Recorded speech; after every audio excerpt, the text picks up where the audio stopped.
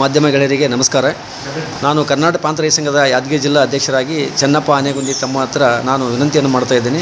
ಈ ದೇಶದ ಸಂವಿಧಾನ ಬರೆದಿರ್ತಕ್ಕಂಥ ಡಾಕ್ಟರ್ ಬಾಬಾ ಸಾಹೇಬ್ ಅಂಬೇಡ್ಕರ್ ಅವರ ಒಂದು ಮಾಡಿಕೆ ಮಾಡಿರ್ತಕ್ಕಂಥ ಈ ದೇಶದ ಗೃಹ ಮಂತ್ರಿ ಅಮಿತ್ ಶಾ ಅವರು ತನ್ನ ನಿಜವಾದ ಸ್ವರೂಪವನ್ನು ಜನತೆ ಮುಂದಿಟ್ಟಿದ್ದಾರೆ.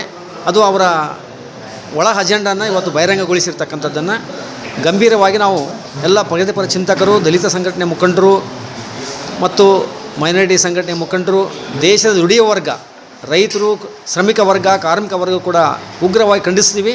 ಜೊತೆಗೆ ಅವರನ್ನು ಕೂಡಲೇ ಕ್ಯಾಬಿನೆಟಿಂದ ವಜಾ ಮಾಡಬೇಕು ಮತ್ತು ಅವ್ರ ಮೇಲೆ ಅಟ್ರಾಸಿಟಿ ಕೇಸನ್ನು ಬುಕ್ ಮಾಡಬೇಕಂತಕ್ಕಂಥ ಆಗ್ರಹವನ್ನು ಈ ಸಂದರ್ಭದಲ್ಲಿ ಮಾಡುತ್ತಾ 31ನೇ ತಾರೀಕು ನಡೀತಕ್ಕಂಥ ಶಾಪುರದಲ್ಲಿ ಇವತ್ತು ಎಲ್ಲರೂ ಯಾವುದೇ ಒಂದು ಜಾತಿ ಆಧಾರ ಮೇಲೆ ನಡೀತಕ್ಕಂಥ ಸಂಘಟನೆ ಅಲ್ಲ. ಇದು ಪ್ರಗತಿಪರ ಚಿಂತಕರು, ದಲಿತ ಸಂಘಟನೆ ಮುಖಂಡರು, ಹಿಂದುಳಿದ ಜನಾಂಗದ ಮುಖಂಡರು, ಮೈನಾರಿಟಿ ಜನಾಂಗ ಎಲ್ಲರೂ ಕೂಡಿ ಇವತ್ತು ನಮ್ಮ ಶಾಪುರದ ಮಹಾಜನತೆಗೆ ವಿನಂತಿ ಮಾಡ್ತಾ ಇದ್ದೀವಿ.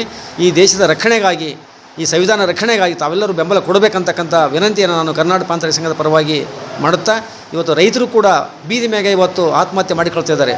ಕೇಂದ್ರ ಸರ್ಕಾರ ರೈತರ ಬಗ್ಗೆ ಕಳಕಳಿ ಇಲ್ಲ. ಇವತ್ತು ಭತ್ತದ ರೇಟ್ ಇಳಿದಿದೆ, ತೊಗರಿ ರೇಟ್ ಇಳಿದಿದೆ ಮತ್ತು ಹತ್ತಿ ರೇಟ್ ಇಳಿದಿದೆ, ಮೆಣಸಿನಕಾಯಿ ರೇಟ್ ಇಳಿದಿದೆ. ರೈತ ಸಾಲಗಾರರಿಗೆ ಇವತ್ತು ಸಾಲ ಕಟ್ಟಲಾರಂಥ ಪರಿಸ್ಥಿತಿ ನಿರ್ಮಾಣ ಆಗಿ ಬೀಜ, ಗೊಬ್ಬರ, ಕೀಟನಾಶಕ ಆಗಿ ತಮ್ಮ ಎಣ್ಣೆ ಕೂಡು ಸಾಯ್ತಕ್ಕಂಥ ಪರಿಸ್ಥಿತಿ ನಿರ್ಮಾಣ ಆಗಿರುವಾಗ ಕೇಂದ್ರ ಸರ್ಕಾರ ಮಧ್ಯಪ್ರವೇಶ ಮಾಡ್ತಾ ಇಲ್ಲ.